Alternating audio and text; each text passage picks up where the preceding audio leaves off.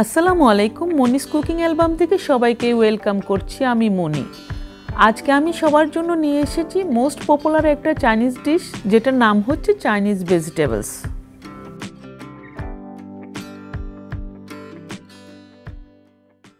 এখন গ্যাসে একটা প্যান বসিয়ে সেখানে 2 টেবিল চামচ তেল দিয়ে সেখানে হাফ কাপ চিকেন কিউব দিচ্ছি। এগুলো একটু ভালো করে ভেজে নিব। এখানে কিছু চিকেন বোন, সামান্য ব্ল্যাক পেপার আর সল্ট দিয়ে 15 মিনিট বয়েল করে স্টক বানিয়ে নিয়েছি। সেগুলো এখন ছেঁকে নিচ্ছি। এখানে beans, baby corn, broccoli, yellow red capsicum ও পেঁয়াজ কিউব, আস্ত রসুন, গাজর, ফুলকপি, কাঁচামরিচ, বেগুন খোসা ফেলে নিয়েছি, কালো হয়ে যাবে তাই এখনও পিস করি নেই। আর নিয়েছি লাউ। চিকেন কিউবগুলো কালার সামান্য চেঞ্জ হয়ে গিয়েছে। এখন দিচ্ছি 1 চা চামচ জিঞ্জার ও গার্লিক পেস্ট, 2টা কাঁচামরিচ কুচি, ভালো করে কষিয়ে নিচ্ছি। 1 চা চামচ সয়া সস ও লবণ দিচ্ছি। এখন দিচ্ছি লাউ, কারণ সবজির মধ্যে লাউ তো একটু শক্ত থাকে।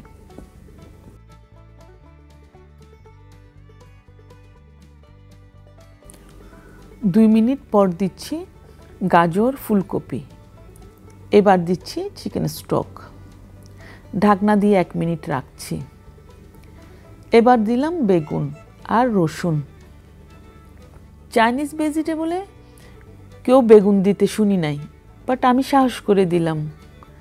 বেগুনে বিচি থাকতে পারবে না। এখন দিচ্ছি বিনস আর পেঁয়াজ কিউব। নেড়ে দিয়ে আরও 1 মিনিট ঢাকনা দিয়েছি। এখানে 1 টেবিল চামচ কর্নফ্লোর 1 কাপ পানিতে গুলে নিয়েছি। দিচ্ছি বেবিকর্ন। ভেজিটেবল ওভারকুক করা যাবে না, একটু ক্রাঞ্চি ভাব থাকতে হবে। এবার দিচ্ছি 2টা আস্ত কাঁচামরিচ, রেড ইয়েলো ক্যাপসিকাম, 1 টেবিল চামচ লেমন জুস আর 1 চা চামচ ব্রাউন সুগার। এ পর্যায়ে ঢাকনা আর দেওয়া যাবে না। এখন লবণ আরও একটু দিচ্ছি। এখন দিলাম গুলে রাখা কর্নফ্লোর। ভালো করে নাড়াচাড়া করতে হবে, না হয় নিচে লাম্পস জমে যেতে পারে। ফাইনালি ব্রোকলি দিয়ে একটু নেড়ে দিয়ে গ্যাস অফ করে দিচ্ছি।